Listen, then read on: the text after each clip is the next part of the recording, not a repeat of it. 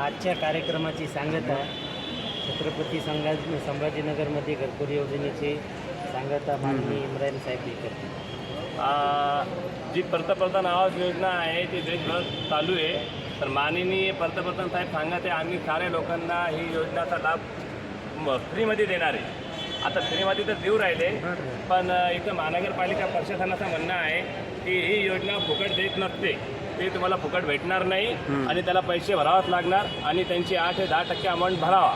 आणि आम्ही त्यांना वारंवार निवेदन दिले की 10% अमाऊंट तुम्ही हटवा, मग लोक भरणार। त्यांनी जर आमची आज मागणी जर हे पूर्ण नाही केली तर आम्ही या संदर्भामध्ये समीर साजिद बिल्डर विरोधी पक्षनेता यांना भेटलो, ते आम्हाला आश्वासन दिले की बा आपण एक मीटिंग घेऊ, त्याच्यामध्ये तुम्ही सारे लाभार्थी या आणि जे तुमचे प्रश्न तिथं मांडवा। तर आम्ही पंतप्रधान आवास योजनेसाठी वारंवार 2 महिन्यासाठी संघर्ष करत आहोत, पण आम्हाला कोणत्याही अधिकाऱ्याकडनं समाधानकारक उत्तर भेटत नाही।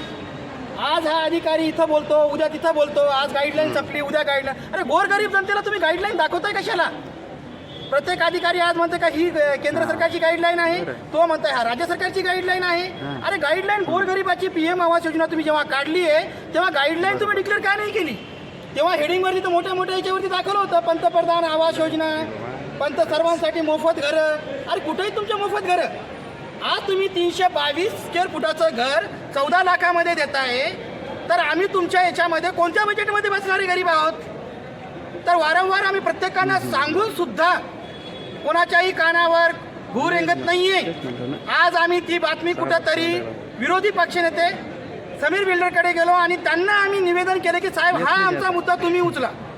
त्यांच्या संघ आमची अर्धा ते पाऊण तास चर्चा झाली आणि त्या चर्चेमध्ये त्यांनी आम्हाला असं सांगितलंय की तुमच्या ज्या अटी आहेत त्या आम्ही शिथिल करू आणि आयुक्त साहेबांसोबत मीटिंग करू आणि जे काही निष्कर्ष निघेल ते पुढे आम्ही तुम्हाला कळवू। जर कुठेतरी आमचं समाधान झालेलं नाही तर पुढच्या येणारे जर त्यांनी ही तारीख वाढवली तर आम्ही सामूहिकरित्या सर्वजण जो आहेत लाभार्थी आहेत, आमच्या तर एवढं 14 लाखाचं घर घेणं होणार नाही, कुठेतरी आम्ही कॅन्सलेशनचा फॉर्म सर्व समूहाने येऊन आयुक्त साहेबांना गुलाबाचे फूल देऊन आणि संविधानाची परत देऊन आम्ही आमचे घरं कॅन्सल करू।